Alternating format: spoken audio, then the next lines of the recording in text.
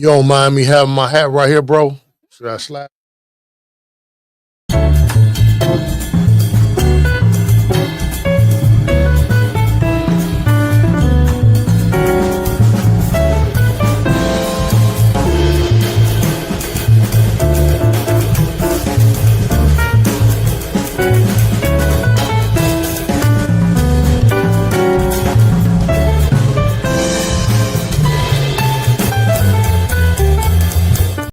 Hello. This about us when we played at Cooley High, your school, your neighborhood. Well, welcome to Detroit Table Talk. I am excited to be here today. I went and seen a few of Detroit mayoral candidates today. They did a forum with the African American Institute, Supermajority. And I was excited to be in the House to listen to some of the candidates tell us why we should vote for them. But we will talk about that later. Right now, I have somebody that is so special to me in the studio.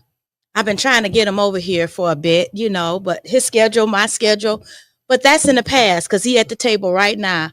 I got Coach George Ward at the table with me from State Champions Podcast, and we're going to have a conversation today. We're going to have a real conversation today. We're going to have a real conversation. If you brought me here, you're going to have one. Oh, yeah. And I told him I couldn't open up put my drink in my glass yet because I have to do it on camera. Yeah, your folks got to see what you're drinking. It's legit. They got to see what I'm drinking. That is water. Yeah, let them see that. I don't want them to be contacting my pastor and tell myself, that look like vodka to me. Yeah, and they got that guy on there and his, State Champions Podcast. They have, they at the bar in the basement at Rab's house. So we want Pastor to know that you're not doing anything that you shouldn't be. You drinking water. I am too, Pastor. So cheers. Thank you for coming to the table. No, thank you for inviting me. It's been a long time coming. It's been a long time. We've talked about this before, and you and I did a podcast before when you had another podcast. Respectfully speaking. And I just wanted to come because you do some great things. Thank you. Great things out here, and I know you're trying to educate our people. So I'm glad to be here on this Saturday afternoon. And when I'm not right, or when I'm to the left a little bit, Coach don't have a problem picking up the phone, calling me. You know what? Hey, we always trying to correct somebody. That's right. Especially my people. Good. But you know what? It's nothing wrong with correction when you know the spirit behind it. Say it again. That's right. So when he calls me, I'm listening. In private. I don't go online. I don't go online and do it. You don't go online and do it. When you call yourself checking me sometime, you do it over the phone. You don't do it in public, and I can appreciate that. That lets you know that it's law of love. Oh, yeah. And then when you respect and honor somebody, especially a man of his stature, sometimes we think we know everything.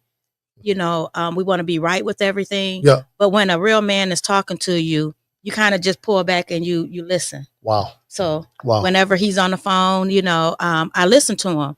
And then if I still have some strong, a strong opinion about something, I'll say it. He'll listen to me, no doubt. And then he'll come back with his rebuttal. Mm-hmm. And sometimes we agree to disagree. Sometimes we agree to disagree. And sometimes Most times away. we agree, though. Oh, yeah. A lot of times we agree. Yep.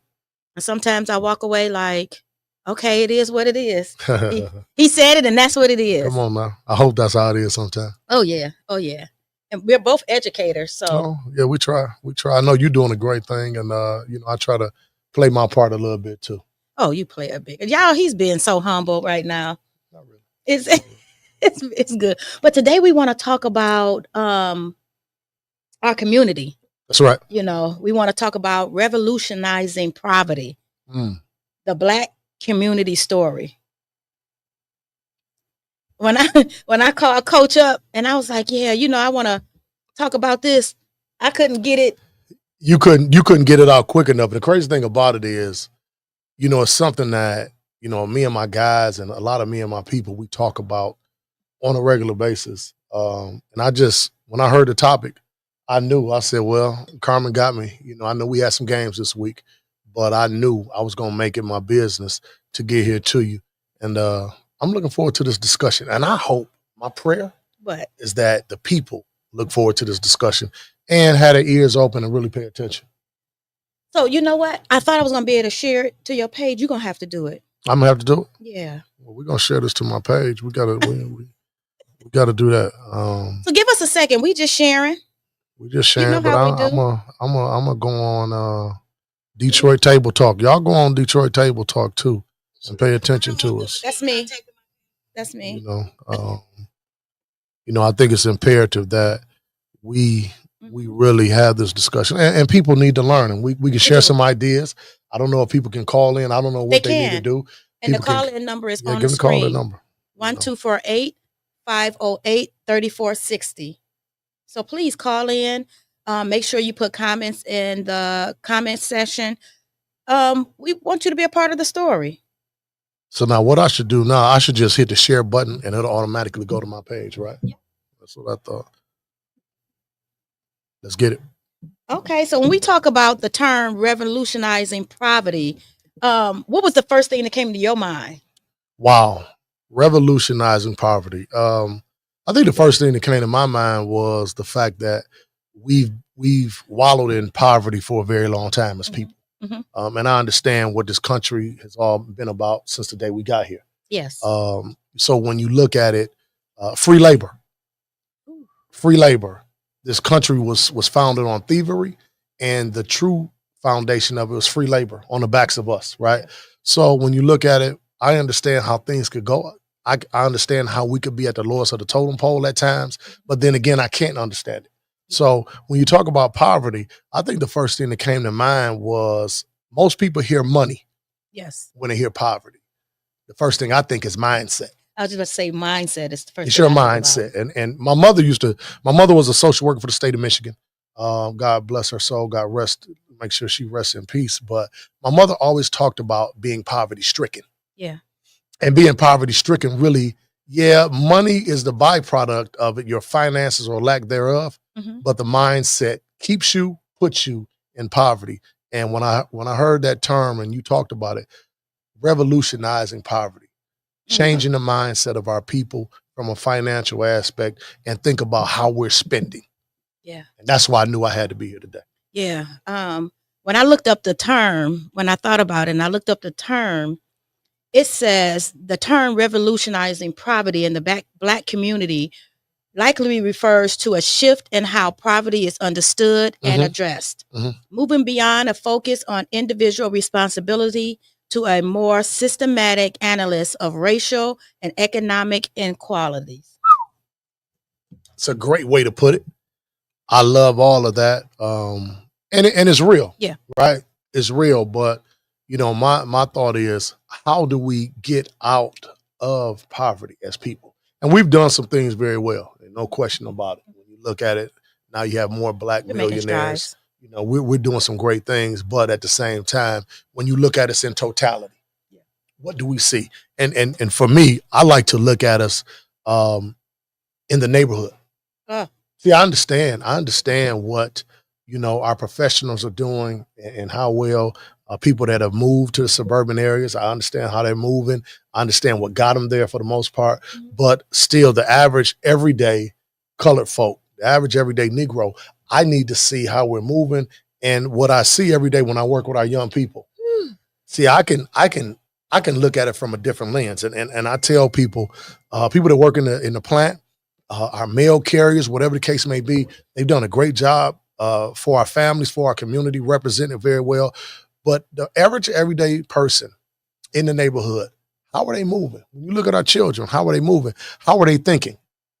And so when I speak to these young people, I can hear the parents. Yeah.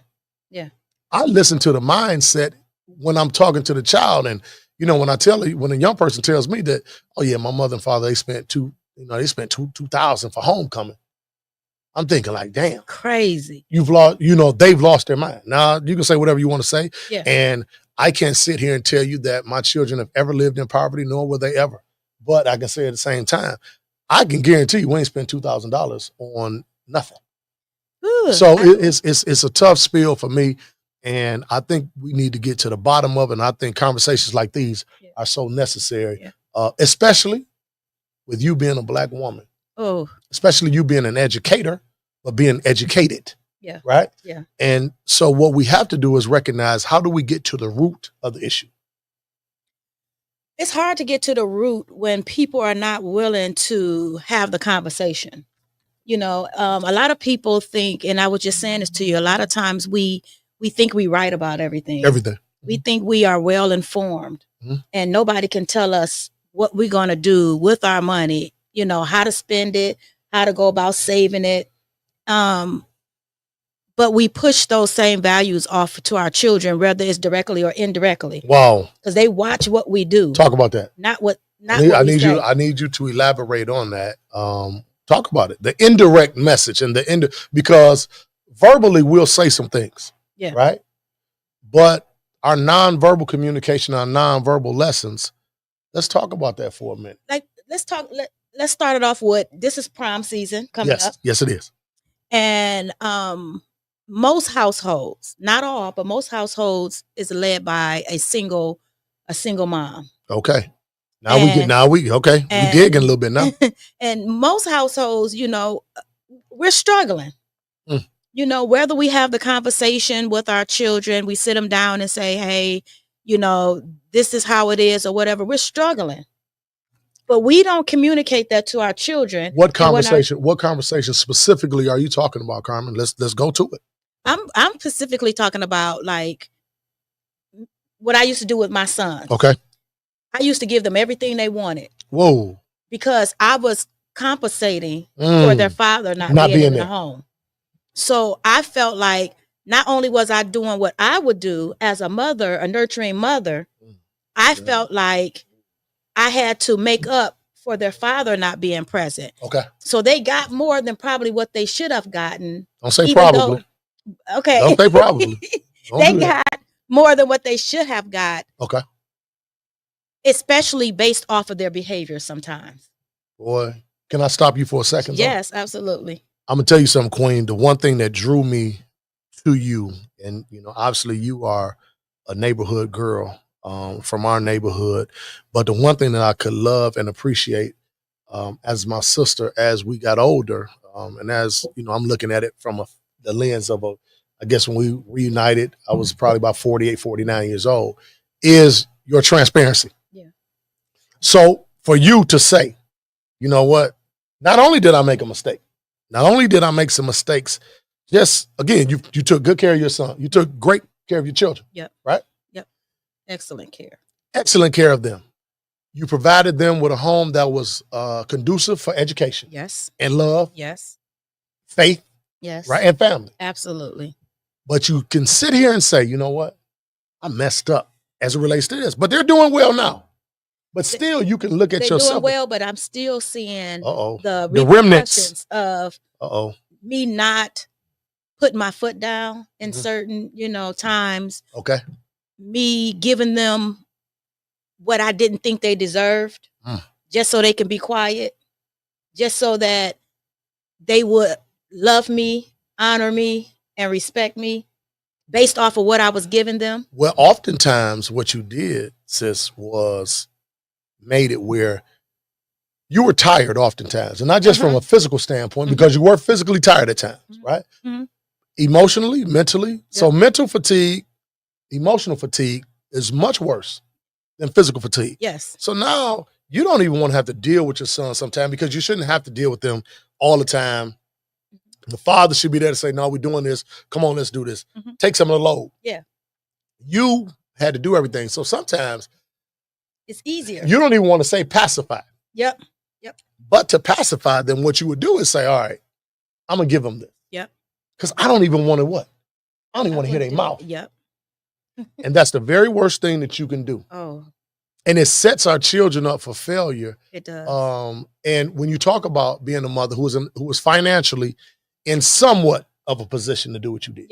Yeah. Because oftentimes it was like, I can see my bank account being depleted. Mm-hmm. I got it, but that don't mean I can afford it. That's right. Now, see, what we do as people, specifically our queens, what we'll do is, you know what? I got it, so that means I can afford it. You having $100, so far from the truth. You having $300 in your bank account does not mean you can spend $250 on some shoes. Okay. That doesn't mean you can afford it. You can't afford it. Now you can buy it. Buying something, purchasing something, and affording it, there are two totally different things. And that's when we get back to what we see now coming up is the prom season. Just because you can get it don't mean that you can afford it. Oh, man. I see entitled children daily on Facebook. I hear grandmothers talking to me. I just had a conversation with a coworker yesterday, and she was saying how her granddaughters, you know, they had to spend so much money on a prom dress. And then when it got to them, it wasn't quite the material that she wanted. So then she had to send it back. But because of the tariffs, you know, they had to pay extra $350 just to send it back. And still not know if the dress gonna get here on time. And she was like, I'm just gonna give her the money. I said, but if you can't afford it, why are you giving it? Because number one, I want you to understand this, and this is something that our women don't want to hear. It has to be said if we're gonna have this conversation, right? Well, what happens is this. You know, women are about how things look. They're about the optics. Yeah. Right? So, you know, and people have said that, well, you know what? Social media has destroyed our young people. I can't say that those individuals that say that are necessarily lying. There is some truth to that. But I want you to think about this. What has social media done to the adults? See, the adults have really, really, really lost their mind. And you got to understand, Black women are the most competitive. Now you shaking your head, yeah. I want you to let your listeners, I want our viewers to understand, as wonderful, our queens are wonderful. I ain't tripping. My mother was everything to me. My grandmothers were everything to me. My aunts, everything to me. But I will say this, I do understand the most competitive creature in the world is not a Black man. Oh, no. It's not. And I think sometimes we are in competition and we don't even realize we're in competition. What are you talking about? You can sit at a church, go to church tomorrow and you'll be there. You let little Susie come up in there and she got that dress on and it's fitting right. Oh yeah, it may be inappropriate for church, right? But the conversation will not be based on, you know what, she shouldn't have that on. What'll happen is this. They'll look at her body, they'll look at what she got on, and there'll be a problem. So when you talk about the competitive spirit, oftentimes our queens are doing things for competition, and their child has to outdo their girlfriend's child. Yep. Their child now, because of social media, now my child my pictures got to look better. Yeah. My child's pictures have to look better than some of the other pictures that we've seen online. So it forces us to spend more money, and it sets up a mindset amongst our children that this is what life is all about. And I think the one thing that bothers me is, you know, working in the school system, I've had the opportunity, and working in the juvenile system. You know, I ran juvenile facilities for years. And obviously with me still coaching in Detroit Public School League, Martin Luther King, Junior Senior High School, 3200 East Lafayette, I get to see some of the homes. Yeah. Now listen to what I'm saying to you. I get to see how and where these children are living. Yep. And what I'm telling you is in most cases, the money that we spend on them, forget the prom, forget homecoming, the money that we spend on them and, you know, on our children on a daily basis, it doesn't match how we're living. Yeah.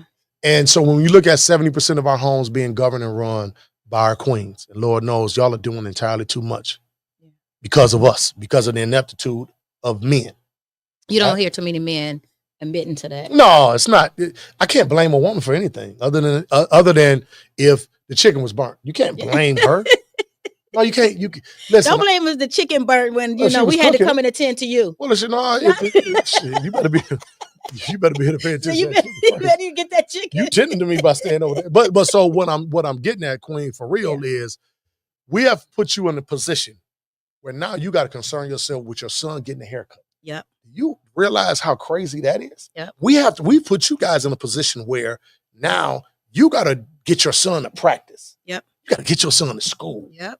You got to tend to his emotional. You got to tend to him and his girlfriend broke up. You got to deal with that. So you shouldn't have to. And I'll say this and I tell people this all the time. The load has gotten too heavy. So here we are. We put you in a position now where now you are responsible for the financial decisions for your children. Mhm. And that is above your pay grade. I remember one time sitting at the table with my sons. You know, they were really, I think one was on varsity. They were both playing football. One was on varsity, one was on junior varsity. Okay. And I'm trying to juggle the two. And they're like, Mama, we need this. You know, Mama, we need new cleats. Mama, we need, Yeah. you know, jerseys. It's going to cost this much. We need. And I was like, oh my goodness. It was You a know, lot. and that's not even, I mean, that's just for the sports they were playing. And they were playing like 2 and 3 at a time. Yes. And, you know, that's not including some of the stuff that they just wanted, you know, in the natural realm. Yes. You know, the new video game came out, No question. you know, PlayStation 2. I need a coat. Well, they need this, they need that. And I told them, I said, listen, guys, it was like, you got it, Mama. So some just said, you know what? Oh. I have to show them. Ooh. So when I got my check, Oh. I brought all the bills to the table and I Really? told both of them to sit down. God, dog. And I said, okay, this is how much I brought home. Mm. I said, and I want you both to add up individually all the bills. Whoa. I said, and tell me what you come up with. I said, And now, what we got left. and what we got left. I said, now this is how much I got to pay this. Some stuff we can't pay off. Mhm. Some stuff we have to pay a portion of it. What you talking about? You know, and Some of the stuff we got to pay. Some of the stuff we got to pay the next pay period. the next pay period. Come on. So I was telling them, okay, like the light bill, we're gonna put $50 on the light bill. Yeah. We're gonna put 40 on the gas bill. Ooh. And don't forget, we gotta put the rent to the side so we can have some over our head. So after, you know, we did this exercise, Okay. the boys looked at me, was like, Mama, we don't got nothing. You superwoman. I said, so You when I superwoman. make stuff happen, Come on. You I'm better making it appreciate me. happen because I want you to enjoy life, but I refuse to allow you to make me overwhelmed because I'm trying to give you everything you see your friends have. Can I ask you this? Mhm. So I know the first answer. Did you make them work once they got 16, 17 years old? Yes. Okay. I know you did. How did you handle them working? I didn't handle that well. Oh. Because I'm still a woman. So Oh, talk about because I should have set them down and said, listen, without them knowing, eventually I did it, but not in the beginning. Okay. Okay. No, that's good. You guys are here more than me, you know, for the most part, because I'm Okay. at work and I'm at school. You want cable. So one of you going to be responsible for the cable bill. You know, and because y'all playing these video games, somebody going to be responsible for the light bill. Okay. I didn't do that. So I took on a lot while they were still spending their money on things that they desired and wanted. Stop. Here we go. I'm glad you said that. And I asked you that for a reason. I didn't set you up, Mhm. but I asked you for a reason. My oldest son is 34 years old. My oldest child is 34. My older son is 34. Okay. Mhm. My younger son is 21. My older son, he's in Belgium right now, actually. He and his wife are doing great things, having a good time. He's a college educated man, graduated Eastern Michigan University. Okay. My younger son playing college basketball down in Texas. When they got jobs, the first thing that we did, hey, this is how we're going to spend our money. So my 34-year-old, he couldn't wait. He was 15. He worked at the water park near our home. He was like, man, he couldn't. I said, well, no, dog, this is what we're doing. When you get paid every week, 50% of your money is coming in here. Now, what I will say is, I didn't make him pay anything. He didn't have to do that. Yeah. Me and Mama had that portion of it. But we're going to keep your money. We're going to keep 50% of it. You still are going to be responsible for your gas once you get your car. The little low maintenance. If something gets high, we're going to help take care of that. Don't worry about that. But what he said was, well, man, it's only going to leave me. How much money do you need every week? I want y'all to think about this. Yeah. How much money as an adult do we spend on a weekly basis? Ooh. So when I look at some days when I go to work, I say, okay, I had the opportunity to eat lunch at school. Okay. Okay, I'll eat there. And then I watch young people who say, I don't eat school lunch. I hear it every day. Now you listen to me. Miss Evans, can you cook for us? Can you bring us something to eat? It's astonishing for me when I hear young Black children say, I don't eat school lunch. And the one thing that I can tell you is the district has done a much better job at Detroit Public They're Schools. getting They've better. done it. They've done a good job. But I will say this to you: you can't tell me that the Little Caesars across the street. What? You can't tell me that they have better cheese than the school. You can't tell me that, and at King High School and in Detroit Public Schools, they don't even serve pork anymore, right? Right. At school, we have salad, vegetables, some kind of meat, good sandwiches, a pizza that's not made with bread. I mean, it's better for you, the whole nine. And I have young people who will say, I don't eat that. But you'll leave school and go over to Little Caesars, and I can guarantee you their kitchen, if you walk back there, is nowhere near as clean as the kitchen inside the public schools. Yeah. Right? Yeah. So what we've done is allowed our young people to almost dictate how we spend our money on them. Mm-hmm. And that alone has set our young people up for failure. Yeah. So my question to you, Carmen, is how do we get out of this?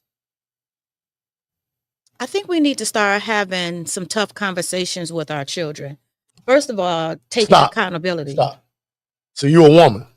You're a mother. Your maternal instinct kicked in right then. Right.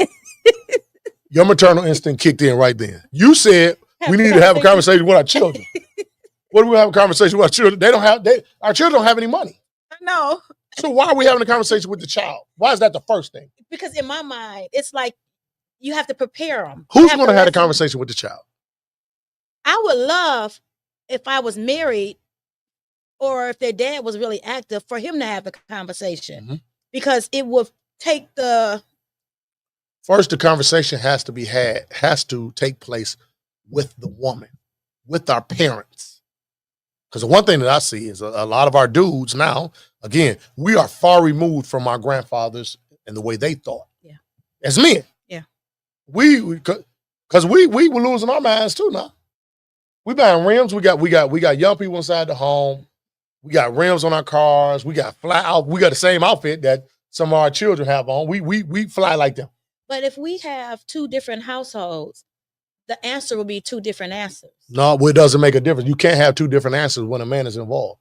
That's what I'm saying. Because how he moves is how we move. No, but what I'm saying, that's why I said we have two different answers. If I'm the only one in the household by myself, y'all got to be unified in that conversation. But he's not there. I don't have a man. I live this the portion. Fellas, I need y'all to listen to me. Queens, I need y'all to listen to me. My sons, their mother and I divorced when my younger boy was probably 6 years old. Yeah. I still ran the household from this standpoint. Now, she highly educated, make good money for herself, take good care of herself. I'm not suggesting that. What I'm telling you is when it came to two sons, I made sure I took care of all of that. So I still helped run the household. Okay. So what I'm telling you is what was great about that is she was going to be on the same page with me. My job, my primary job was to make sure that I educated her on how to raise boys. Okay. And that was good that she allowed you to, because these women, you can't. And don't get me wrong. A woman that has a lot of drive, a lot of mouth too, right? And understands things from a financial standpoint. But what she did financially, we were always on the same page. But what she understood is that when he said, no, they don't need that. The man is supposed to put you in a position where you don't have to be the heavy. I love that. That's what I'm praying for when I get married. Let me repeat that. Well, your kids they'll be 40 by then. But still. But still, I still need that in my life because your sons are accustomed to you doing for them when they want me to do for them. So it's still relevant even in their 30s. Even in their 30s. You know, and sometimes I be feeling like if I had a husband, I hand the phone right to him and let him handle it. I think the hardest part, I think one of the hardest parts when you talk about the power, the hardest part about all of that is I think the man, we got a phone call. Thank you for calling Detroit Table Talk. Hey, free AD, free Joe. Man, what up, boy? What up, boy? Hey, get at me, man. Call me later on. Hey, it's funny you said that. You can get them off.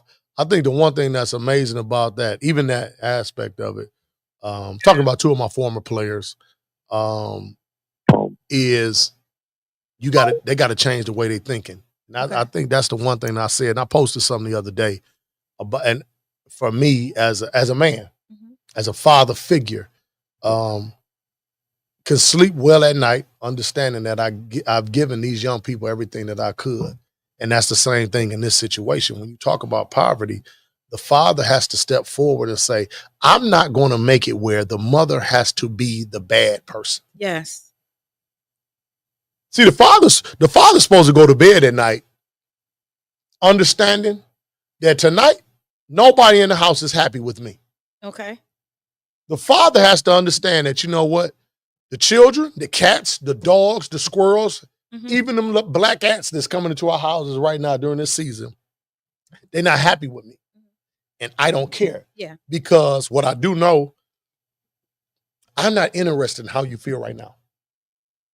And I think financially, we put so much pressure on our young people, and the parents have allowed so much pressure to be placed on themselves because social media has said these kids are supposed to have this. When I see hooded sweatshirts, now I got a hoodie on right now. This hoodie is my hoodie. Yeah. Right? Me and Ralph came up with Your the logo. product. This is us. Yep, your brand. And Lord knows, Larita, thank you so much, Queen. Our people over at Alliance Prints, great job. They do everything for us. I spend about $40 or something for my hoodie. Yeah. I got kids coming into a school and tell me that a hoodie costs $200. Yep, and the parents are buying it. So let me ask you this. What message are you trying to send when you put a $200 hoodie, or I'm not buying a $100 hoodie for me right now. And I make enough money where I could. But what message are we sending, and how is that? So how we change the mindset is, first, understand, have the difficult conversation with the parent so the parent can be at ease, but you have the conversation with the children early on in life, making sure they understand that, listen, we're not trying to chase what everybody is chasing. And unfortunately for us, everything that goes on and you see all the likes and this, that, and the third, we are falling into that rut where we feel like we have to keep up with that. And our young people understand. I was a child. You were a child. I was a teenager before. I remember dudes coming into the school, they had the Gucci gym shoes on. I remember. And I said, well, yeah, they kind of sweet. You see the green and the red. You got the two greens and you see the red down the middle on the back of the shoe. And other than that, it was a regular shoe. And the dudes that had on the Gucci shoes, hey, man, they getting a little more flavor. They getting a little more action. I get that. But now you see where they are exposing, how much those shoes are really costing and how much, they have passed. Well, it really has exposed us as people being foolish. Foolish, yep. One of my players had on a shoe one day. I go into the locker room and we're talking, and I just happened to look down, and it was last school year. And the young fella had on a pair of shoes, and I looked down, and I couldn't believe what I saw. It was the ugliest shoe, and I mean this in a literal sense. No, listen, I'm not being an old person. I'm not that removed where I can't say, you know what, young dog got on something nice, that young sister got on something cold. I like that. I tell them, I said, that's cold. I like that. So I looked down, and all my players started laughing because they knew where I was going with it. I said, man, what the hell is that? And he said, coach, man, I got this I'm wearing these for homecoming. Ugh. I said, man, that's the ugliest shoe I've ever seen. And his rebuttal was one thing. You know what he told me? Guess what he told me? You hating? Not that. He gave me some information. What information do you think he gave me? How much they cost? Talk to me quick. He said to me, coach, these was $1,000. I said, wait. I can't cuss on this set. I can cuss at mine. I said, well, this is harsh. I said, wait a effing minute. I said, what do you mean they cost $1,000? I said, number one, why did you give me that information? Yeah. That was my first statement to him. My first question. Why did you tell me how much they cost? I said, so in your mind, that validates the ugliness of this shoe. And so then I proceeded to talk to him even further. And he said, well, because, I said, man, who the hell? I said, your dad don't know that you spent it. He said, my dad bought the outfit. Mm-hmm. He said, well, and then he proceeded to say, because again, he gotta let his boys know now I'm cold with it. Handsome kid too. Smart kid. He don't need to do a lot. So he said, oh, we spent $2,100. Jesus Christ. No, we spent $2,100. Oh, so for one night. What are you talking about? It ain't even a full night. Not even a couple of hours. It ain't even a full night. So the one thing that I tell you is this. Oftentimes what happens with us is sometimes we didn't get the attention that we wanted. I'm just saying sometimes. Ooh. Stop, Carmen. Ooh, what? Talk to me. I think I've heard that women say ooh before. I think that you hit something on the head. Spending money on material things, it's a status quote for us, because we never seem to feel like we've been seen or heard. The way that we are seen and heard is we go out and buy expensive stuff. Oh, man. And so it validates us. It validates us. And so now you get to say, well, you know what, little George, he was sharp, and I spent $5,000. And so you did that, but what education did you provide for that child?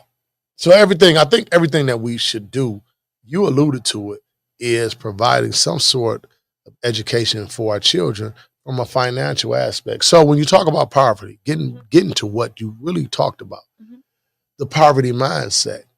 I've seen a student where they look the part, but when you walk them outside to mom's car, I'm not giving you some information that someone told me.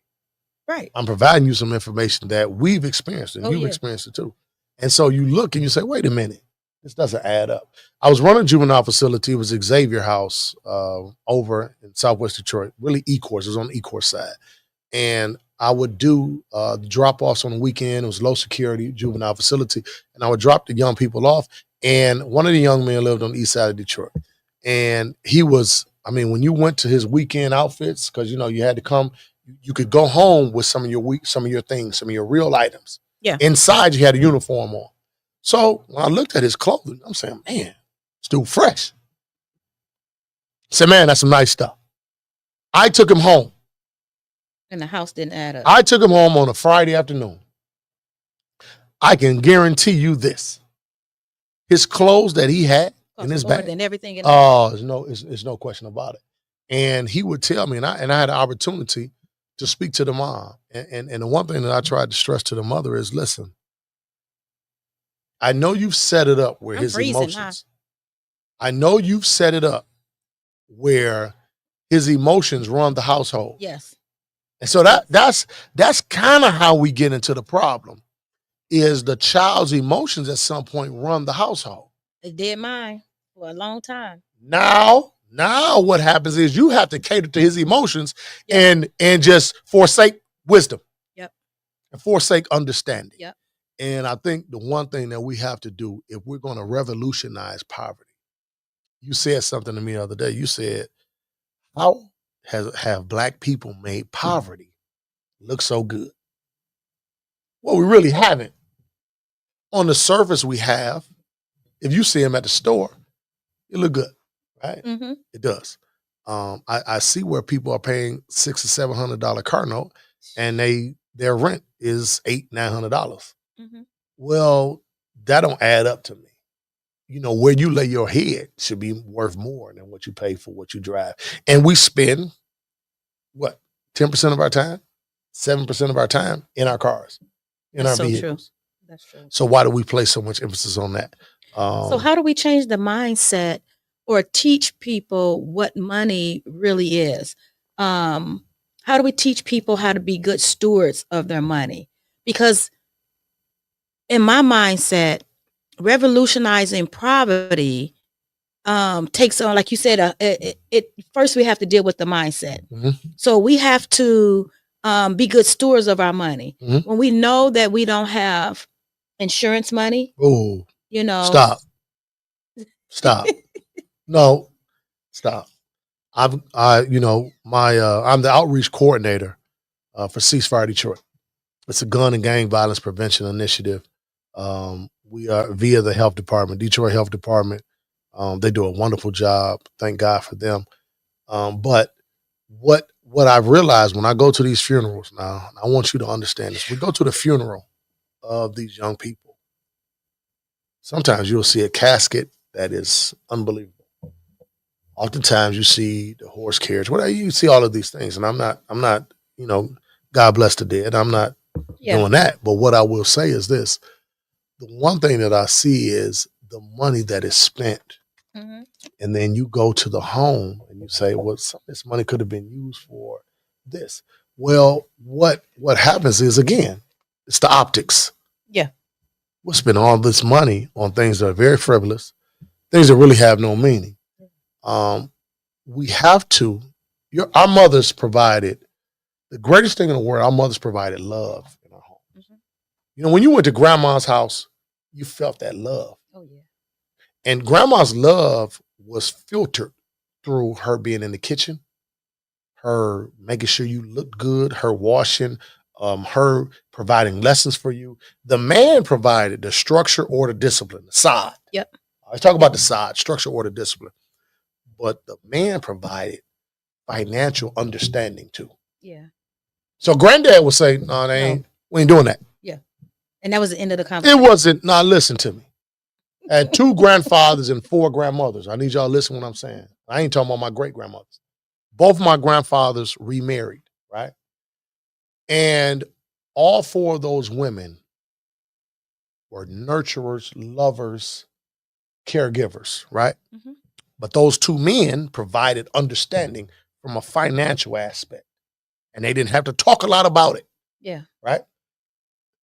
The man has to get back to his place. So when you talk about finances and you talk about poverty, right? Yeah. A lot of our people were in poverty before. But guess what? We didn't live like we were poor. Now think about that. A lot of our people didn't have money. Granddad working, grandma had a little house. You wake up in the morning, you had grits, you had some eggs, some biscuits, rice, some salmon. Yep. So think about this now. Financially, in some instances, we have more money, but our kids eat ramen noodles. Ain't that crazy? Well, ain't nobody cooking. Well. We ain't at home to cook, though. You ain't at home to cook. We ain't at home to cook. You're not at home to cook. So we provided so much for our children, and we provided so much for ourselves that we really have forgotten what was really needed. But the more, one of our viewers said it as well, the more you spend, the more you got to grind. What you talk about? Ain't no question about it. And it takes us away from the household. And it Who does was us? not show. Who was us? It takes the producer won't know. It takes. He won't know. It takes mom away from the house. Stop. And that's where. Yeah. How can I want you to hear what you said. Yeah. Mom here, house here. Yeah. How does that add up to success? It doesn't. It doesn't. I have to say it does not add up. So you will be in church tomorrow. Success as far as you think I think I'm being successful because I'm accumulating more things, but the relationship and the parenting that I need to be successful in goes by the wayside. I don't care how poor we were at times. Everybody's grass was cut. Yes. You think about this now. We've accumulated some things. Technology has gotten greater, all of that. But yet, our lawns, the way we do things are not the same. So I think the mindset of the poverty, we still move as if we're rich and we're not. And, I was just listening to Jigga. I was listening to Jay-Z on the way over. You can't live as if you're rich. And then, when you die like a poor person. You start asking people for money. The family's asking people for money. Yeah. So I think the first thing that we have to do is get back to living within our means. Yeah. understanding how to save money. And now we've gotten more information. So you can invest money. Yeah. You can find out a way to invest some things and do some different things. But, you know, And maybe that should be one of the first things that we kind of tackle in our household. You know, even if we have to put some kind of cap on it for the next 4 or 5 months, mhm. we're not going out to eat. We're going to cook at home. We're not buying any expensive gym shoes, clothes. We're going to put it in a pot.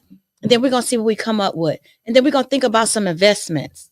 We're going to think about property. So what is that conversation? So let me ask you this. And you are absolutely right. You are absolutely right.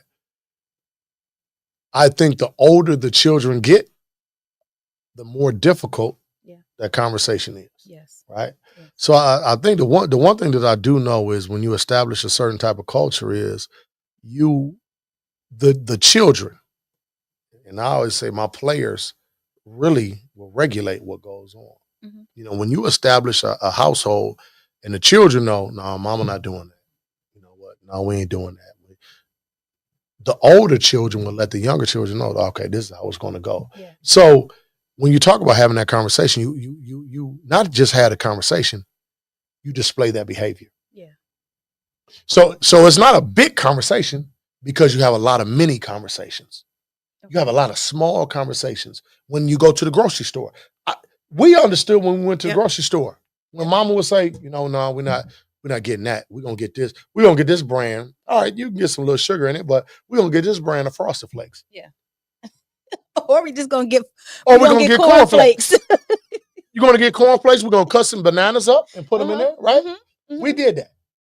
How is it that the child began to get everything that they want?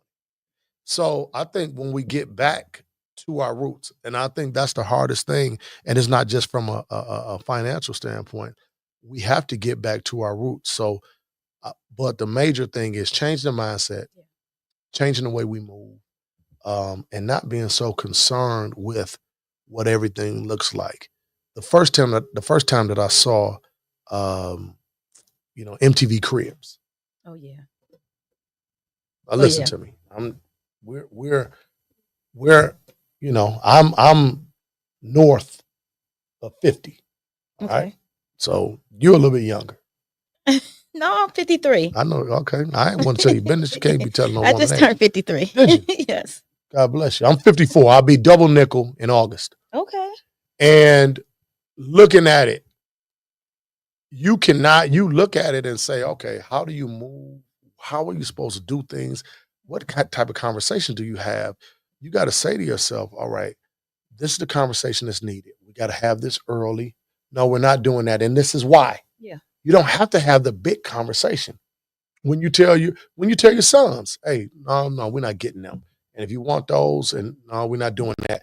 I saw people getting up early in the morning at 4 in the morning. My 34-year-old, he comes to me one day and he says, hey, his homeboy, Xavier, that's not the same number, is it? No, don't even worry about it. Same number. I mean, his boy is going in the morning to get some Jordans. So he said, Dad, we're gonna get up at 3:30. We're going to the store. We're gonna stand in line for some Jordans. And I said, what? I said, wait a minute. Well, no. I said, wait a minute. I said, so it's hard to get you up in the morning. For school. No, at 6:30. You wallow around sometimes. And then I got to come in there and say, man, you better get up. Turn over one more time. I'm going to do something.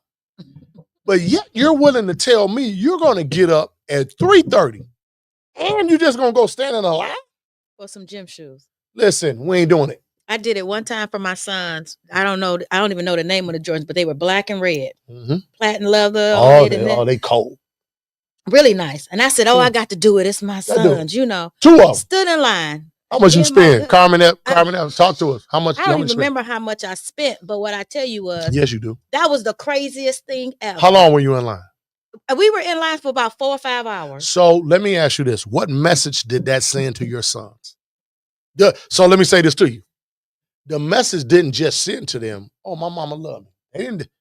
What message did that send outside of the love that you have for them? Because you love your sons much more than I love mine, obviously. But go ahead. Yeah. What message did that send to them? that I was the message that I was given was that I love you so much I'll stand in line Okay. for you. What else did it send though? That Because I would have stood in I line don't if they say, hey, look, Dad, man, we having a science project. You laughing. Because this is what I do know. yeah. If they'd have said to our kids, hey, look, man, you got to get up to King. You got to be here by 4:30. You got to be here by 5:15 in the morning. You got to get this book. Do you know how many people that have stood in line for the Jordans would have called the school and said, I ain't doing that. Why we got to do that? Yep. We're going to call the superintendent. You know how many people would have called the superintendent? And how many emails How many emails he would have received? So I'm asking you, what message do you think that sent your sons, other than you love them? That it was irresponsible, No, financial. they don't think it was irresponsible. But I'm saying that's the message that it sends to them, that I was irresponsible. What it shows them is, guess what? Because you're a grandmama now. Yes. What do you think your sons are going to do? Do the same thing that I did. You better cut it out. So the poverty mindset. But which is true, because this past You ain't got to tell me. My grandbaby is 7 years old. Mm-hmm. He just turned 7 December the 6th. Mm-hmm. Christmas is December the 25th. You ain't got to tell me 19 days. He got shoes for his birthday, December the 6th. Yep, less than 3 weeks away. Christmas. Guess what? I think he got like eight or 9 pair of gym shoes. Now let me ask you. That's just gym shoes. Let me ask I was like, little boy. So this is what I do. This is what I do know. Between the grandmother, yes, because Latoya and I, we got 3 grandchildren. Mm-hmm. All right. 15-year-old, we just took him to the Final Four in San Antonio. Mm-hmm. Had a great time. That's kind of where our money's supposed to go. Yeah. Memories. Yes. That's where my money goes. My money. If I'm gonna spend my money, it's gonna be memories. Yeah. I'm taking the whole crew. We're gonna go to Niagara Falls, right? But we went to the Final Four. The one thing that I do understand, and I'm looking at my 34-year-old, he's doing the same thing with his son, right? Now, what his mama is doing, at times she's sneaking and do some different things, and it's, but what I'm telling you is the conversations don't have to be as severe or as deep when you stress and show them through your actions. So after I told him, no, we ain't standing in line for that shit ain't that important. He, got a frown face. I don't care. Now, I tell you this, I better not look at your face and see a frown too much. But see, that's dad. Mom, they frown at us. It pulls on our heartstrings. So I think, but you can't let it, because it pulls on your heartstrings, but it's pulling on your wallet. Yeah, it does. So now as we move forward, even the way our children, now on their birthdays, our children are going to get crab and lobster. Like, I didn't know that you could, first of all, I'm allergic to shellfish, so I guess that helped, but none of my friends had lobster and crab. Allergic to shellfish. None of my friends even thought to ask for that. So I hear 7-year-olds saying on their birthday, hey, I want a seafood boil. Yeah. All of those kind of things are totally, totally irresponsible when it comes to our young people. And people can say whatever we want to say. Now, again, okay, on your birthday. But does that perpetuate a poverty mindset? Absolutely. Absolutely. So I think the one thing that you could do now, because you said it earlier, I didn't say it, people, Detroit Table Talk. I didn't say it. So y'all can't be mad. Y'all can't be mad at G Ward. Y'all can't be mad at Carmen Evans and say he can't come back on the show. I can come back on the show. Yes, he can. I got my own show too. Yes, but here's the thing. The one thing that we must understand is we have to send messages early. Yeah. And I think that's the biggest thing. Yeah. I was just talking to my grandson about that, the 7-year-old. He texts me every other day or something like that and say, cash at me $10. Stop. Cash at me $20. All right, so what does he do around the house? Because I got a story for that. Go ahead. Now, you know what? Now, in his defense, though, he's a straight A student. So? I know, but listen, this is what Nana is saying. He's a straight A student. So? He's I call him my All-American. You know, I know. I've seen some of the clips. So All American. go ahead. So So when he say, can you catch at me $20? I literally had to have a conversation with. I said, listen, and don't get mad at me, people. If you do, I don't care. But I had to say, listen, we're not going to keep giving all our money to the white man. no. You know, What did he want? When he He calls bought- and asks for something, what does he want? robots or something. Roblox. Yeah, whatever. Yeah, game. The video game The thing. video game, Roblox. That and then some other game. You buy stuff. You buy Yeah. clothes and hats and stuff. Let me ask you this: does he call the granddaddy for that? And I'm sure the rationale is different why he doesn't call as much to the granddad and ask for that. But he calls you and asks you all the time, Yeah. right? Why do you think he calls you? Because I'm the only. Do we think you got? Does he think that you've invested in Roblox? No, You get a discount? no, I don't. You know, think Mr. so. Roblox. I don't think so. So what happens is this: my grandson, my 15-year-old grandson, plays football at Belleville High School. My guy, Red, I call him. He wants lunch some days. Okay, Guess who he's called? Guess who he calls each time? granddaddy. What? No, he's No? never called me. Oh, so he calls grandma. Or Guess who he mom? called? His mother. Mimi. Can I have Mimi? Can I have $20 on some lunch? So about twice a week, once a week, he called Mimi, right? And guess what her rationale is? Oh, you're a good kid. He's an honor roll student. He does good. He's good looking. He's smart. That. I don't care about that. What the hell else should he be getting? In 2025, we don't even have to go to the library. We ain't got the Dewey Decimal System and all that kind of shit. We don't have to do any of that anymore.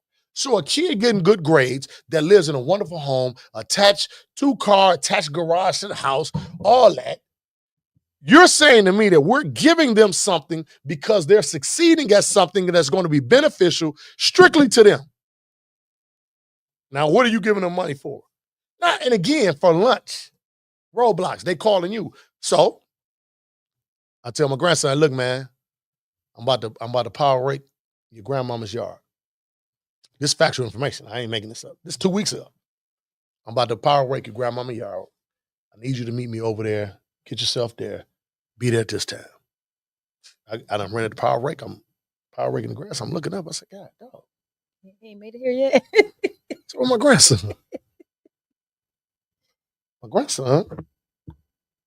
He finally answered the phone for me. I don't need to go into detail what he said and all of that.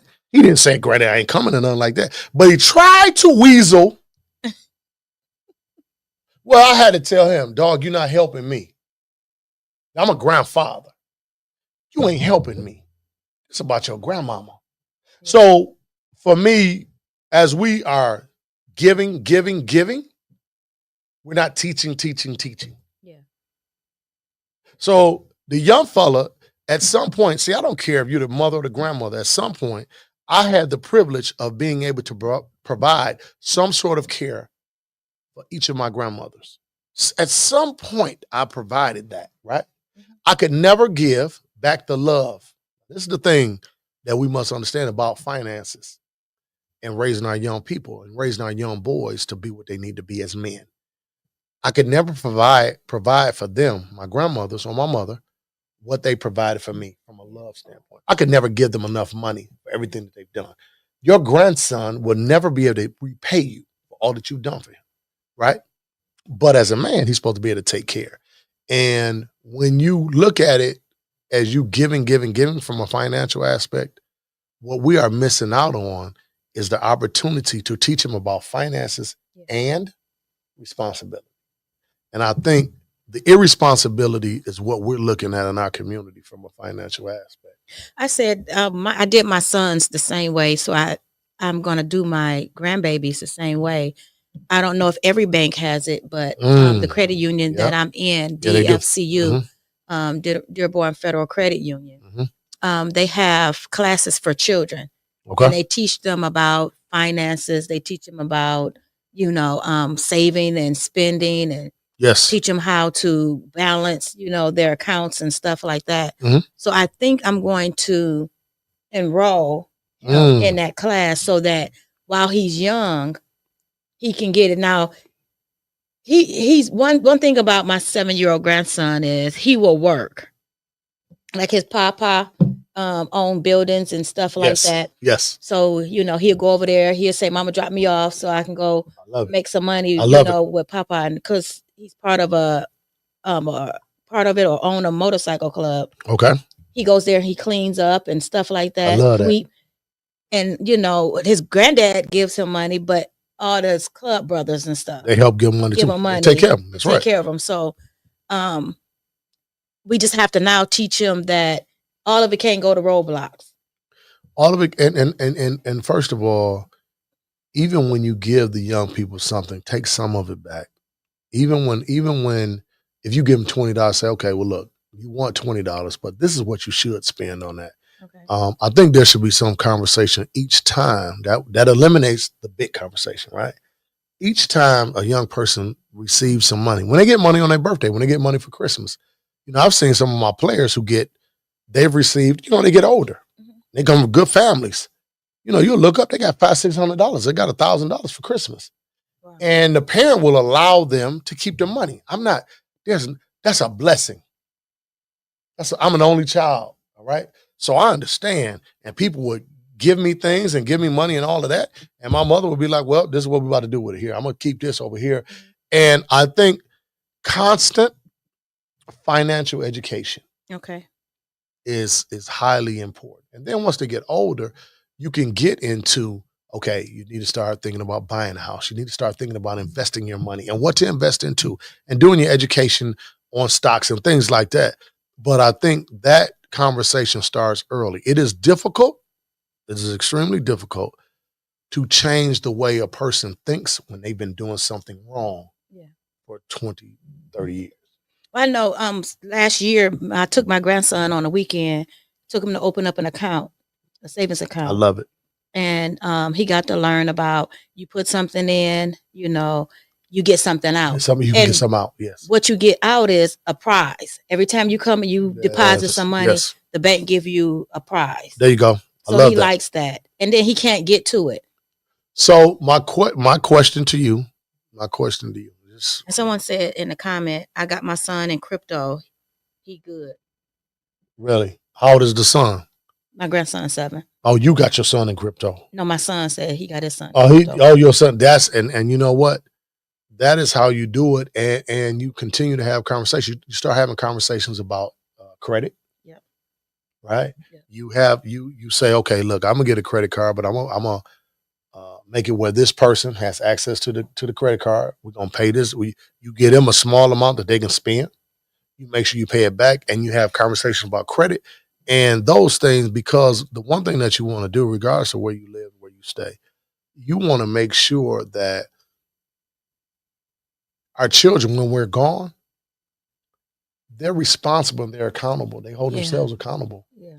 And oftentimes what we've done is we've set them up to almost believe that we're going to live forever. Yeah. And that's I don't know if that's anybody else's concern. I know that's my concern, that when I'm gone, I want to make sure that they're able to move on with me not being here, that they're fiscally responsible, that they can take care of their children, and everybody will be good. That's the biggest thing. But again, I think what we can do is when you talked about poverty, and that was so deep to me when you mentioned that term, just providing an environment that makes sense financially, not wasteful. But do you think that other cultures look at us and they don't put much stake in us because we make poverty look good? So they look at us like, oh, they're fine. So we don't really have to do that because, they can make $1 out of 15 cents. Well, I will say this to you, and it is unbelievable that you just said that. But we really don't make it look good. We really don't. Like, we do on the surface. I would say on the surface we do, because when you look at somebody and they got a $80,000 car they driving in, and just maybe they living with their mama or their daddy, but they driving an $80,000 car. Nobody respects you more because of the car you drive. Like, I need you to really, really, really understand that. And that's something that we have to Yeah. get away from. And Yeah. that's what I was saying earlier. We don't make poverty look good because the only people that are impressed with what they see is us. Yeah. I've worked with European Americans, a number of them, Oh yeah. and they've never said, "Oh man, God, you got to have some money," because they don't look. The Arab American community. They don't look at us and think, "Oh man, you driving a hell of a car. You must." No, they don't even judge that. As a matter of fact, if they do judge it, they're probably thinking, "Oh, he another fool. He got a $90,000 car." Mm-hmm. All right. So for me, what I do understand about everyone else, they will not pass any judgment at all by what they see. Yeah. They listen to you. They see how you interact with your family. And then what you drive and what you wear means absolutely, positively nothing to anyone else other than us. That's so true. And it's the crazy thing about it. I've seen so many guys in our generation, and we grew up that Finkel area. Mhm. We've seen so many guys that have risked life, limb, and freedom Yeah. to look good. To look good. A couple of my players, as they get older, I recognize, I say, okay, I kind of see what you're doing. Mhm. This ain't what you want to do. This ain't it. This ain't it. But the poverty mindset will give that kind of respect and we'll give this kind of love to an individual who is, in our minds, making some money. But really what he's doing is setting his family up for failure, Yeah. right? So Especially when he can no longer be there to be, what you talking about? you know, the provider for that family. That's what you're talking about. So the poverty mindset. I know guys who have had $100,000 at one time, Mhm. $150,000, Mhm. $80,000, and didn't say, "Well, you know what? It's time for me. I'm gonna go take care of some things, and I'm gonna start a business. Yeah. I'm gonna just go get me some lawn equipment. I'm gonna do Yep. some different things." But But we that don't think like mindset that. but our mindset don't allow us to think like that. You got and back in the 80s, you Mhm. know, when the YBI and all that was out there, when guys were making a when lot guys of were money making a lot of money out selling here drugs. in the Yeah. street, Uh-huh. Hustling. hustling. Mhm. And that's not necessarily, I mean, Well, say it. No, don't dance. I just think that we have glorified the street life so much that just being a father, a mother in a No, household, that ain't sexy enough. raising your family, That it's ain't not good sexy. enough. It's not sexy, but it's everything to me. It's everything to me. And when I look at us and I look at our children, I just said to you earlier, I see the young people come into the school and they'll be eating hot chips at 7:50 Every in the day. morning. They'll be eating hot chips. They'll be eating, what's Takis. the new things? Takis. What the hell are those? Something that's eating up their stomach lining. Takis. Like what? You eating Takis, you eating pop, you drinking pop, and yet, and when I say to the young people, I say, well, you know what? Why don't you get some eggs in the morning? Why don't you? I don't eat that. Because you know why? We done changed their palate. We done messed their palate up so much they don't even eat regular food now. So One of my kids, I cooked some food last week and I took it to, because I don't take my prep periods or my lunch. I let my kids come in and, you know, every day they eat lunch with me. there you go. So I usually will 'Cause you cook love on or bring them some food and stuff. And one of the little boys, well, two of the little boys sitting there telling me, some, Miss Evans, this so good. Telling So my mama good. don't cook for me like this. Stop right there. I was like, what? But guess what? Them young men look good though. Mm-hmm. They fresh. Yep.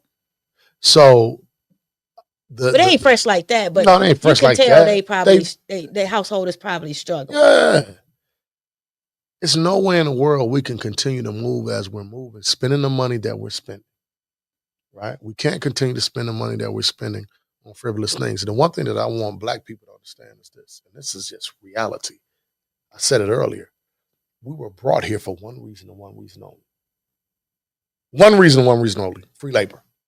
Free labor. So once that and then was, when you go to prison, they still get free Stop labor it. out of you. what you talking about? So you go to prison, they get free labor out of you. But I want you to think about this. Once free labor was over with, at least Mhm. quote unquote free labor, Mhm. we don't realize that they have still tried to figure out a way Yeah. to make it where your labor still pours into their economy. Yeah.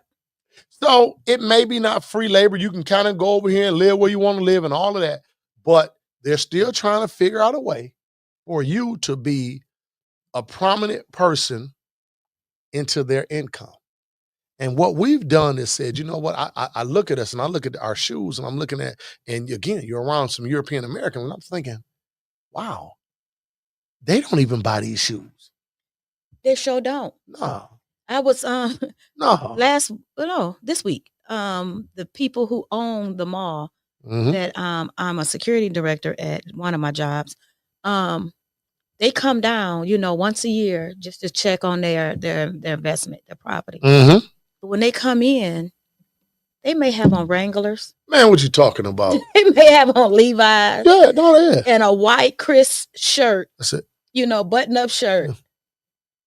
Yeah. They're not coming in with Gucci, No. Louis Vuitton. Listen, I've seen more Alexander McQueens and some of them ugly ass shoes with them fat laces in them now that they wearing that cost $1,000 or $600, $700, $800 and all of that in some of the poorest neighborhoods that you could believe. I've seen Alexander McQueen's on a young person that's catching the bus. Now I want you to, I need you to listen to what I just said to you. These young people catch the bus to school, and I thank God that they come to school. I ain't tripping on that. Well, financially, and see, our lack of financial responsibility pours into the child's self-esteem. Yeah. So the poverty mindset is not just about the money. It's about the mindset of this young person whose life and everything about them is based on what they have on, and more importantly, how much we pay for it. Mhm. And if we don't have those conversations, if we don't get back to being how grandma and grandpa were, if we don't change that, then you're going to find yourself, because again, the next generation is going to be worse. Yeah. Yeah. I need you to understand that. I have a coworker. She's of a Muslim, and All praise due. I look at their household and how it's ran. Mm. Now she's an educator. Mhm. She's an educator for the system that we are in. Yeah. Her mother is an educator for the system that we're in. Okay. I'm not sure what dad do. I don't know if he owns a stove. Oh, he do a something. gas station. He owns something. He do something. And then the brother is at home. So all of them are in the house together. Absolutely. When that mom get paid, the sister get paid, the brother get paid, it goes into one pot. Daddy pays the bills. So he pays their car notes, their insurance, and stuff like that. Damn right. Now, she was telling me how they have credit cards Mhm. in their name. Mhm. Yeah. Daddy pays for the credit Credit card. So when she moves out, What you mean her and then credit she gonna gets be? married, her credit Stop. is through the roof now. Stop. But not only that, the man that marries her have to pay a dowry to the family. What you talking about? No question about it. Every summer, they leave Michigan and they go to Dubai. They go home. They Yeah. have a mansion down Oh, there no with question about it. butlers and maids and No stuff question. like that. No question. The father is teaching them about finances. Sometimes he ain't got to say a word. He's showing them. He's showing them. He's showing them. Well, and not only that, where do they live? They live in Detroit, And they live near their people. near their Right. people. Yep. So here's the biggest thing. He also spends his money with his people. Yep. Yep. So we are talking about educating our people. We were going to get some ice cream one day.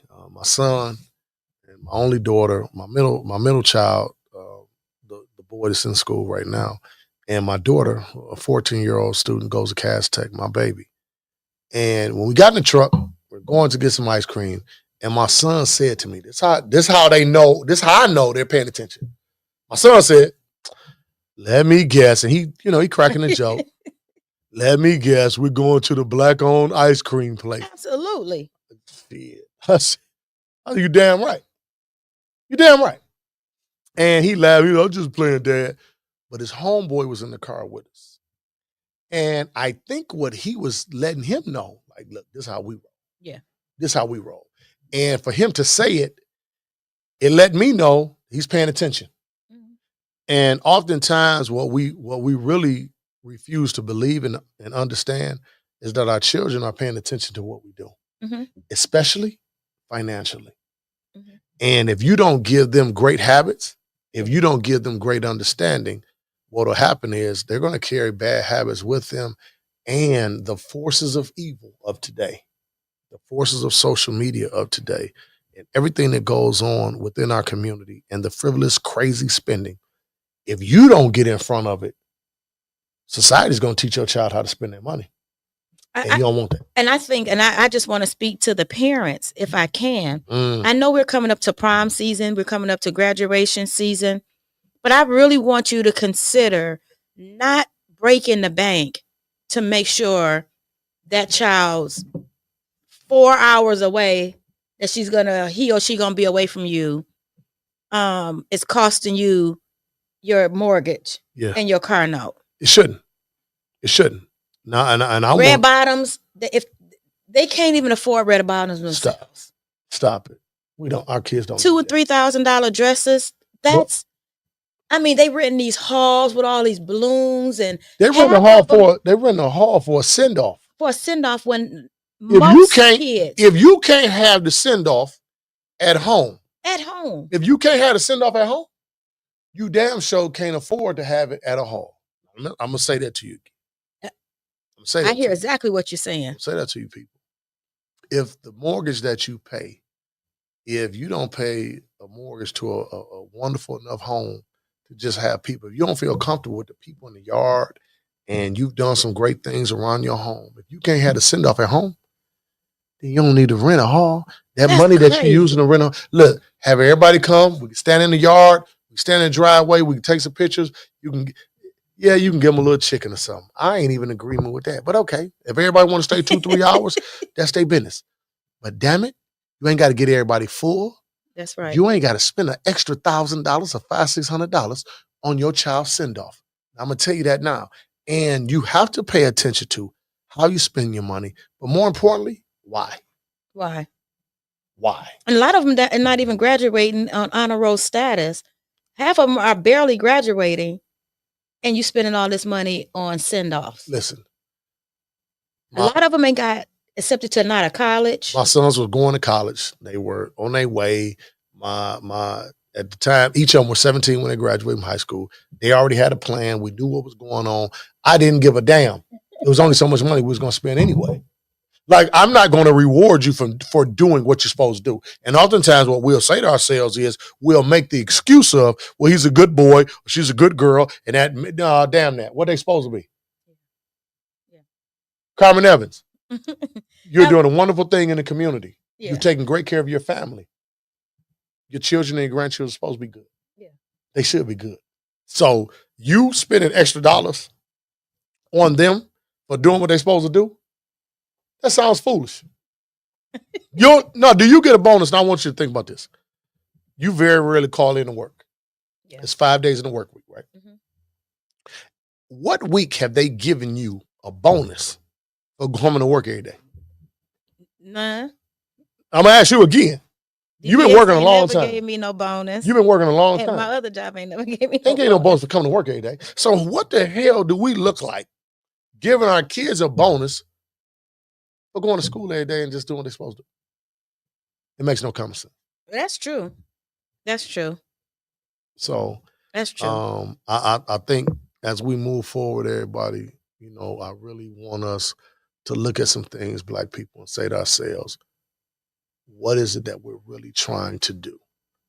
And what message are we sending to our young people from a financial standpoint? I want you to think about this. Are we so selfish? Mm. Are we so selfish that we neglect our children's future? See, oftentimes we'll say, well, they're not doing this and they're neglecting the child. No, you're not neglecting the child. Are you willing to neglect their future? Because we're not going to be here forever. Yeah. How do you think your child is going to be able to sustain all the foolishness and frivolous spending that you've done?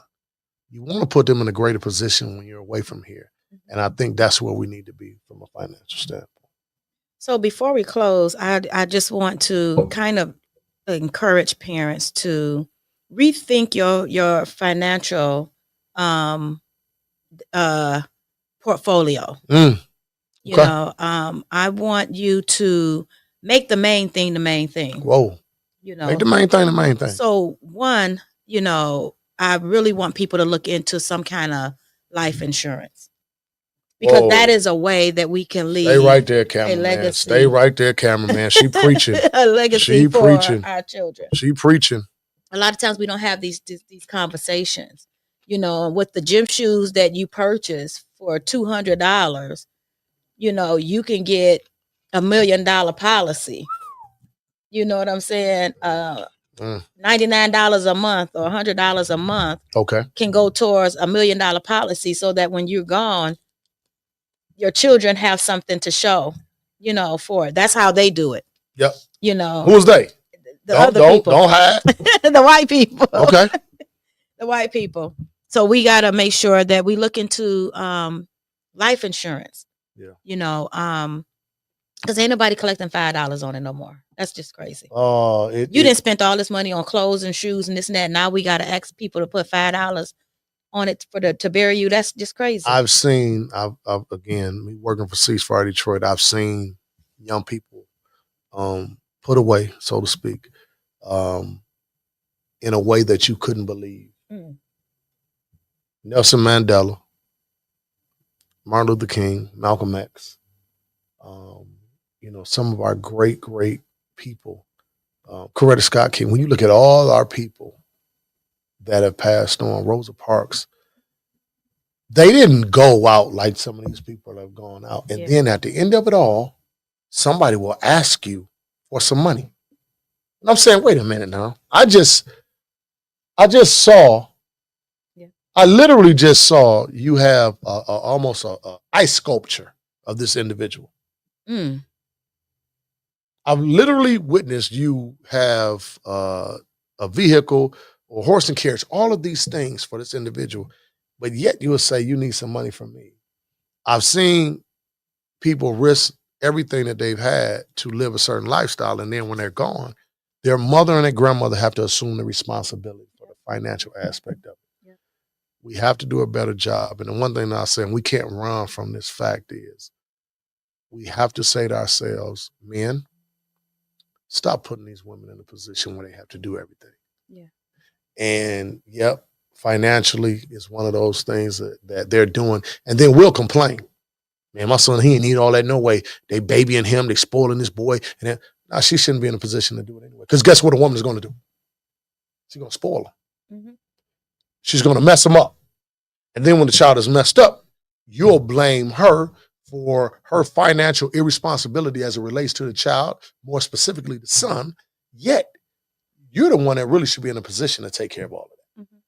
I understood that financially, my son's mother, she was in a financial position to really do some things, right? But guess what? I wasn't going to let her. I wasn't going to let her. One Memorial Day coming up as we close, I remember he was about 4, my oldest son. And I said, well, where are you going? Oh, I'm going, he's got to get a Memorial Day outfit. That's what the hell you mean? You got to get a Memorial Day outfit.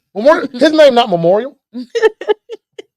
No, we ain't doing that. And we're going to nip this in the bud right now. And I think when we have those conversations with the individuals, with the mothers, with the people who are running the finances, it lends to a much better household and it lends to a much better education from a financial aspect. And until we do that, we will continue to attempt to make poverty look good. So what I'm telling you is we haven't made poverty look good. We've attempted to do it. And the people that are within the neighborhood will say, oh man, they fresh and all of that. And then you come to their house and it's looking like, damn, they ain't living good, but they look good. That's the poverty mindset. We'll look good as opposed to living good. And until we want to live good and stop worrying about how we look, we're going to continue this conversation. That's the word right there. That's it. That's the word. I love to have this conversation with you, Coach. I love having this conversation with you. And I hope no one got offended. I hope people really listen with an open heart to understand.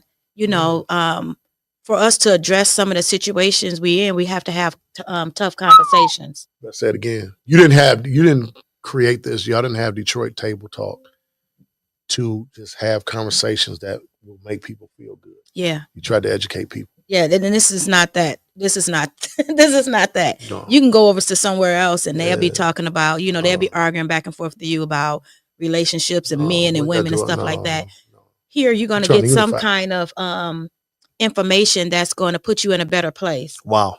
So hopefully when you leave or you turn Detroit Table Talk off, you've learned a few things that you can improve in, that you can, redirect yourself in, and that you can make your life a little bit better.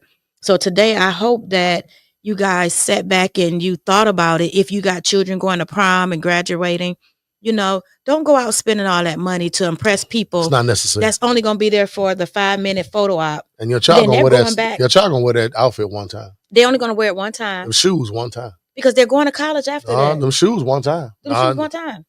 Y'all They don't don't, even, and they don't even wear it for We the don't whole even wear night because they take their Take their shoes shoes off off. because their feet hurt. what are you talking to me about? You ain't even taught them how to wear them damn shoes. And you gonna spend $1,000? You gonna spend $600 on them?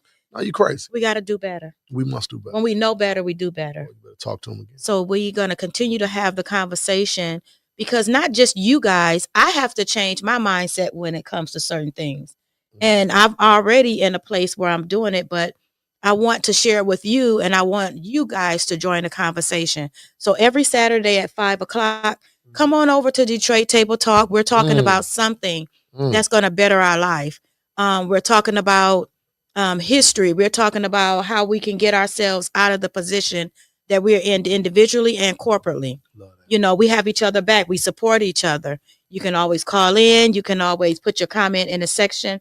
And I just want to thank everybody who tuned in today. Dr. Batanji, my favorite listener, Richard Heath. Every Saturday since I've been doing Detroit Table Talk, he tuned in. Really? He tuned in. And I I love so that. appreciate that. My cousin Doris, my buddy Dice, Stephanie, Yada Baby, thank you, Latanya, Jay, Mia, Sister Baylor. Some of your names I couldn't see, but I appreciate you for tuning in. Yeah, for sure. And if you have ideas or conversations that you want us to have stuff. at the table, Stuff. inbox us. And it's not always about the fighting, okay? Because we're trying to figure out how could we come together as one. We got to stop being so divisive. Yeah, I don't like it. We got to stop being so divided. I think for us this week, our conversation is going to be centered around. Obviously, we saw the fight. Yeah. The young man fought, swung on the teacher. We're going to have a conversation about that. Yeah. And we're going to talk about parenting and what we have to do a better job. Because what we saw is a young man punch another man. We saw a student. It could have been his grandfather. It could have been his grandfather. What we saw is the physical assault, but we didn't see the lack of parental guidance. Yes. What you heard is a young man who said, man, get yours in. Yeah. Telling another young man to punch another man again. Yeah. So black Kicking people, them and stuff black like people, that. we have to stop listening And stop in circulating that crazy stuff. and stop tuning into podcasts that are strictly here to entertain you. Yes. Yes. That's the word. That's the word. We always talk about State Champions Podcast. We talk about edutainment. Tell us when your podcast come on. Wednesday nights, 8:30. State Champions Podcast. Co-captain Raphael Peterson, obviously co-captain George T. Ward Jr. We've been doing this thing probably about 5 years now.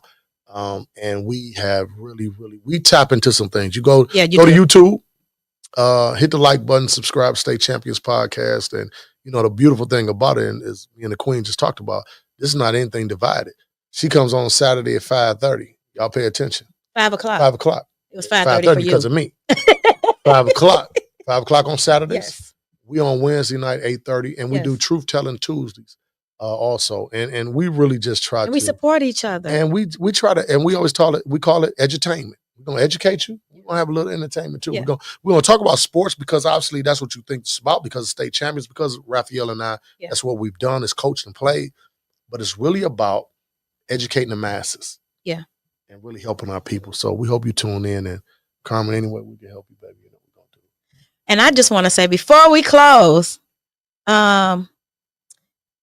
Shador, got Wow. finally picked. 144. Cleveland Browns, right? Cleveland Browns. Cleveland Browns. It pissed me off, but it is what it is. I love it though. Truth Telling Tuesdays this week. We're gonna talk about that. We're gonna Please. talk about the Shedeur Sanders situation, and we had one episode, the buck breaking of Kyrie Irving. The buck breaking of Kyrie Irving. That was their way. That was the owner's way, and the NBA way of trying to make Kyrie shut up. Right. So this is similar to what they did to Shedeur. Yeah. And we're gonna lend him all of our support. We are. He's got a proud black father, a real black father. I'm looking for merchandise right now. Come on now. We're gonna do what we gotta do. We're gonna support this young brother. We're gonna make sure that this brother gets the opportunity that he deserves. And after it's all said and done, you know what? He was drafted to the NFL. And that's the bottom line. Whether you pick Nah, one whether you or pick 144, now he got to earn his keep. And the one thing that his father has done is prepared him. He's prepared him for this. So he's gonna be good. We're gonna celebrate Shedeur today. We're gonna celebrate him. Let's not look at this brother like, man, damn, woe was me. That's what we do to our young black boys. Yeah. We make them victims. He's not a victim. No. It's a hell of an opportunity. And now the only thing that he has to do is show up and show out. That's all he got to do. We'll see you next Saturday at Detroit Table Talk. Y'all Love be good. you. We love y'all. Appreciate you.